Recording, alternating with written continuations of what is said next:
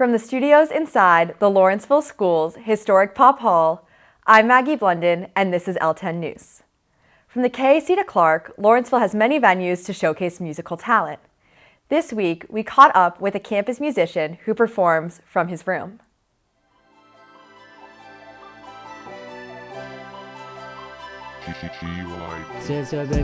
Hi, what's good, Lawrenceville? My name is Gavin Yoon, also known as GY.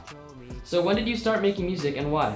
I think I started making music like when I was in 8th grade, so that's like 2020-ish. I feel like I've always been interested, but my friend sold this beat online, and that's when I was like, oh yeah, anyone can do this. So I went and got my program right here, and I started making music. What are your goals for this year in music? So this year we got a big year coming. I got a lot of unreleased right now, and we're planning on releasing a song every month. That's my goal. So and we'll see a new era for GYs. So my process really depends on the song, but usually I make the beat. So I go in, like make the melody, put down the drums, put down the bass, edit everything, and that would probably take me like an hour and a half. If it's a really long project, then like 2 hours, and then after that I would usually write down lyrics on my notebook, like just how the song is and what I'm feeling.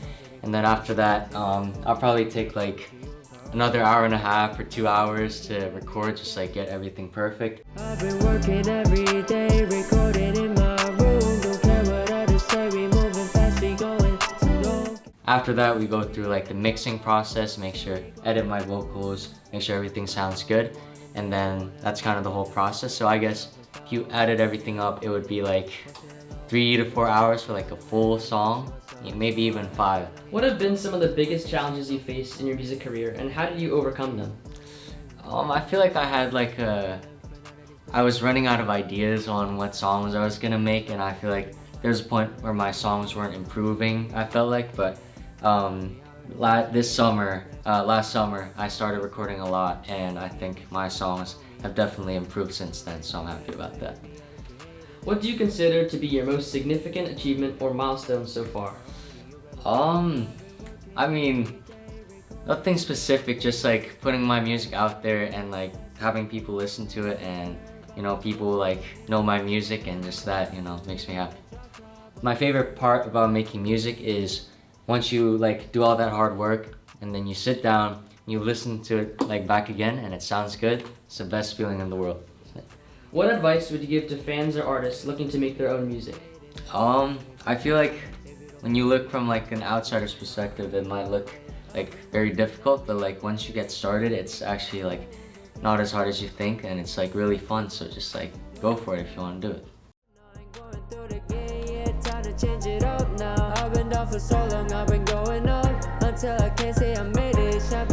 My new song Change It Up is coming out this week. Go listen to it. Go follow GY on Spotify. We can't wait for the next GY release. Now to sports. Jackie and Augusta take us to house football to discover what it means to be a house athlete.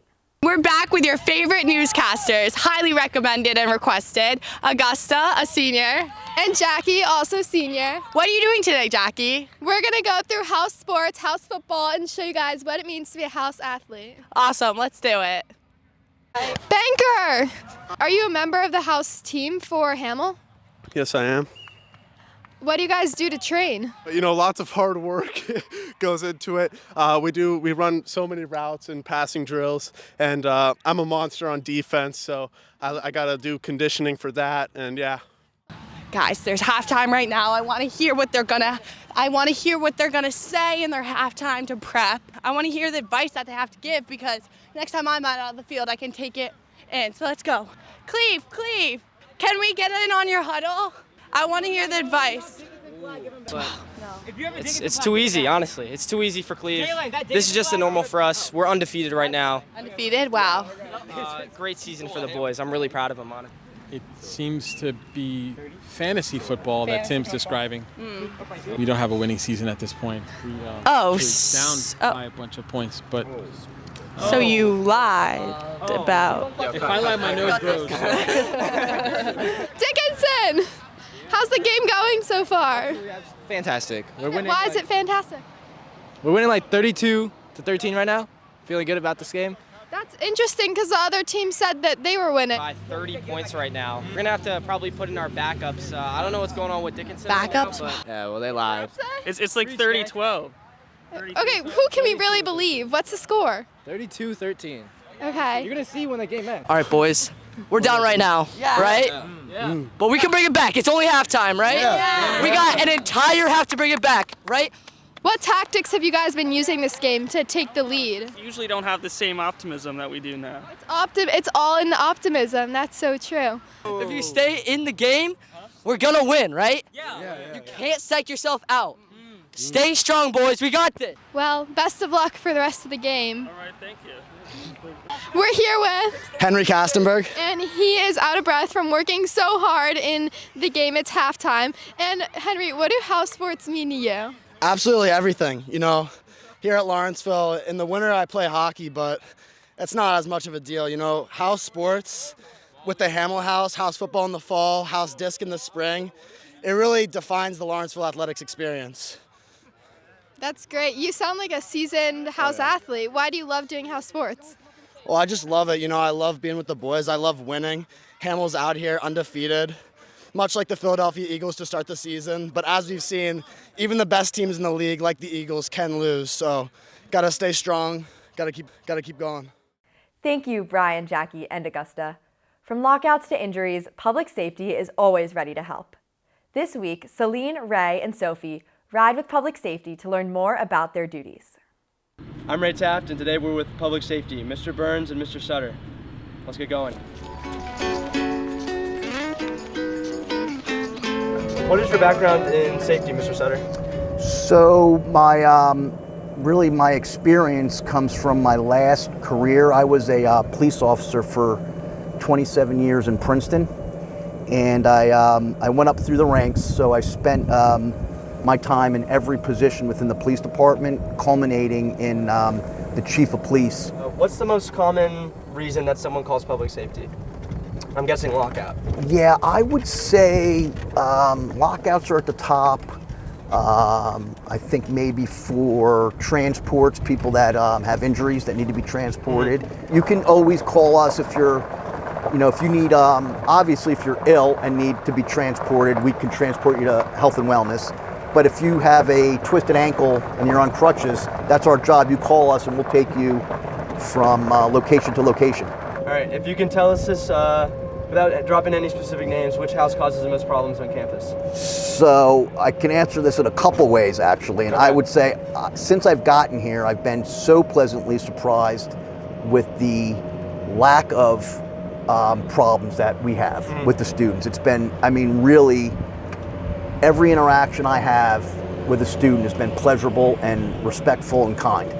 With that being said, I'm sure there's more houses that we respond to than others if we were to look.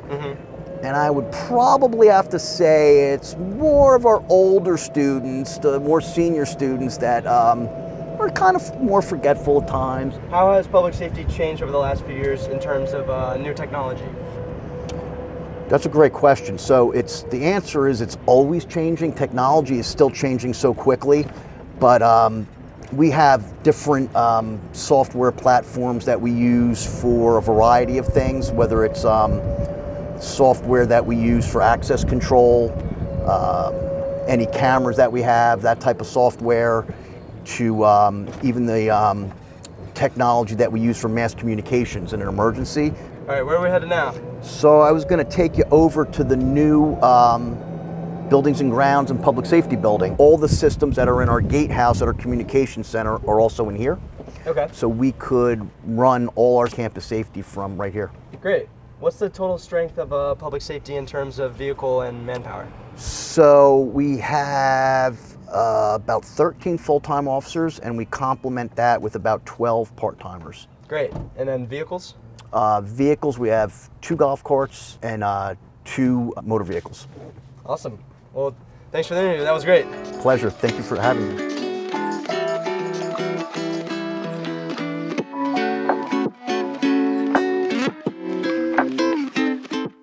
Thanks, Public Safety, for all that you do. More news. While we have been enjoying the Big Red Park since the spring, last Friday marked its official dedication by 5 alumni families. Stop by for basketball, pickleball, and a good time. This past Saturday at the annual Grizzfest, students enjoyed dinner off the grill while playing spikeball and mini golf. Thanks to everyone involved in making the event possible. And congrats to Kurt Dillmeyer and Harrison Vassell for their win in spikeball. That's it for this week's episode. As always, if you have a story to share, let us know or stop by our office in the basement of Paul Hall. Be sure to subscribe to our YouTube channel to never miss an episode. From all of us here at L10, thanks for watching and happy Halloween.